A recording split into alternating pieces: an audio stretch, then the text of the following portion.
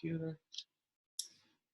All right, how are we doing today? Dr. Rich Baez here with the Specific Chiropractic Center in Watertown, here speaking with a good friend of mine, Maurice Rubino with Hub New England. As you know, with the Specific, we stand for a world where your current state of health does not dictate your future. So often people lose hope that there is a potential for change with their health. We believe that that's not always the case. I want to welcome Maurice here today. Thank you for taking the time. I know you're crazy busy with everything that's happening right now, so thank you. Well, And thank you. yes, I wanted to start just with a couple, number one, who are you, what you do, and how you got into insurance. It's a really interesting story, so I want you to share with us real quick. I'm happy to. Fortunately, I don't think very many people join the insurance business because they have a dream in the beginning of their life that they want to be an insurance agent. But things happen, and things happen in a good way, especially for me. I had an opportunity to work with my father-in-law, and the opportunity came about because he had a situation that he had a partner, and fortunately, unexpectedly, the partner passed away, and with very little warning. And at the time, I was a 20-year-old guy going to Boston College, and he said, I really could use the help. How about trying it out in the summertime and just seeing how it goes while you're off school? And I never went back. I really enjoyed that experience of dealing with people on a regular basis, and then having them have positive feedback of, like, I was actually helping people and getting them through usually some difficult times when it comes to insurance. So that's how it began, and that began some 35 plus years ago. So here I am. Wow. So the father-in-law threw the hook out there, and he caught you. He did, and I think it turned out to be a very good marriage for the two of us, really. It worked, it helped him, and it certainly has given me a career. Fantastic, love that. So I know as we are sitting today, we're in the midst of a pandemic. We're dealing with COVID-19. I guess my question for you is, how are things going when it comes to insurance? Are there things people should, whether look at their own policy for holes that might be in there, whether it be personal or business? What's the state of insurance right now? So one of the things I'm very proud of is that the insurance industry has stepped up during this time. So if you're looking at your auto policy, for instance, hopefully you've heard from your insurance agent or company that they're actually providing a discount, because not are we just having a discount for having low mileage regularly during the year, but let's face it, for the last now 6 weeks, people just aren't driving to work. So people who would normally not have low mileage are basically having a time when they're driving hardly at all, maybe to the grocery store and that's it. So they stepped up and said, what we're going to do, we're going to give basically a reduced driving discount. And you do not have to apply for it. We're going to just automatically give it to you. And so a couple of the companies that I know in particular, one gave 20% discount and did it for a 3-month period of your bill, April, May, and June. And that's a pretty significant amount of money, and any little bit helps people. So that's something that they should look for. And if they don't hear anything, just call their insurance agent and see if their company is actually the one that's offering that sort of thing. Okay. The other thing is that I think you hit the nail on the head, actually. This is a perfect time to step back and say, let me look at a number of things. One might be your financial situation in terms of working with your financial planner. One might be, hey, look at my schedule, and maybe I should be planning a visit to Dr. Rich now that I have some time and for the future at least.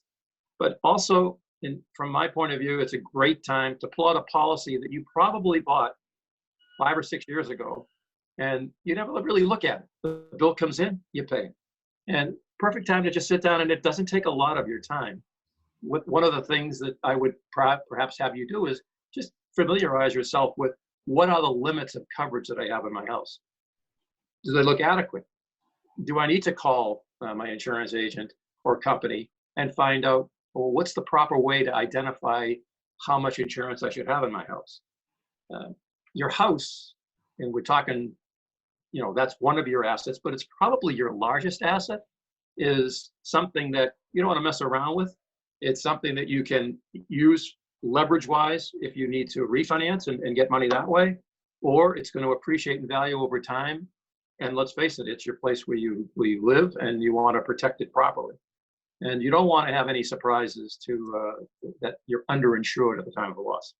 Absolutely, that's a huge point. Whether it be home, auto, business, I know having extra eyes on any of those categories can only help. Um, Right? so I know I've worked with people in the past, and as I've gone through and worked with different agents over the years, holes have been found in each of those cases. And actually, I've ended up saving money with more coverage just because I had someone look at what I was currently utilizing. And it was actually, not only do I have more coverage, but I save money. So Yeah, it's that's the important. both worlds. That is the best of both worlds for sure.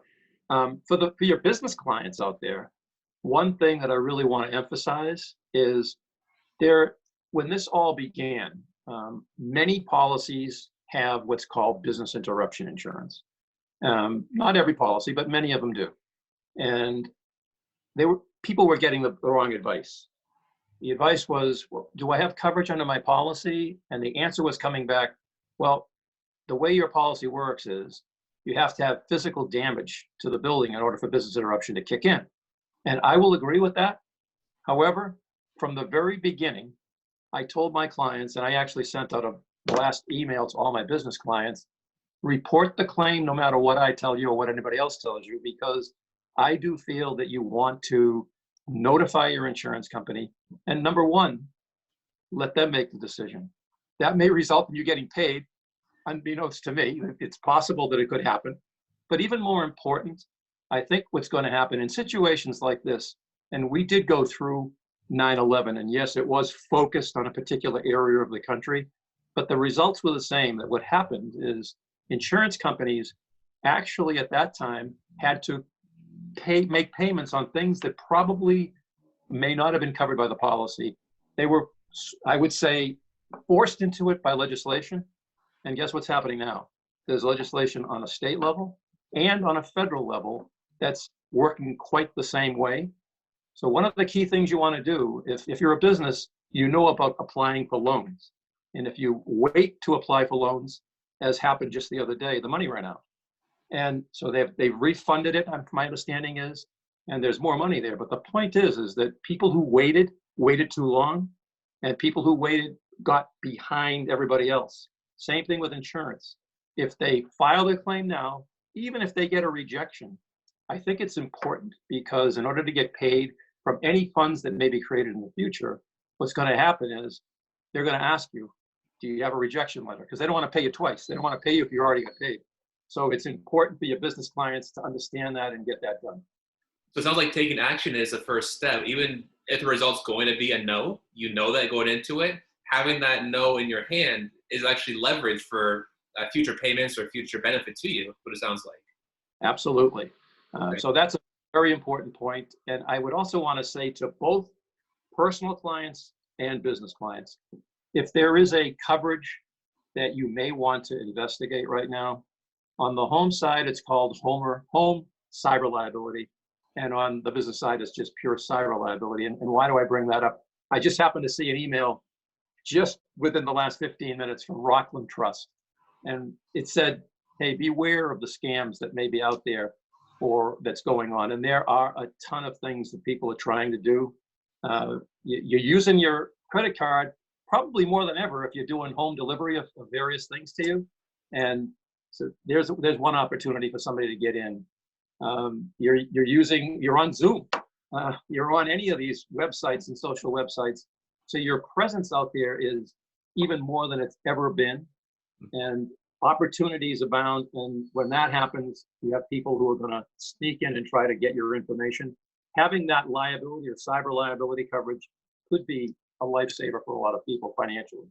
Absolutely. And I myself experienced credit card fraud in the past, and luckily it was resolved in a somewhat short time frame. But I've heard cases of this going on for years, where at some point the money does get returned to you. But I mean, especially now with everything in turmoil, $10,000 could be a lot of money if that's not returned to you right away. So yeah, it's hugely important to have those holes looked at. And I guess how should people do that? Should they call their agents directly if they need a new set of eyes? How can they do that?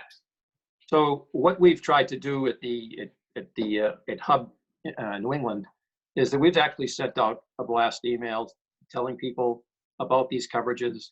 And I think if you haven't had that happen, then just a simple phone call to your agent asking, does their company have the coverage that you're looking for?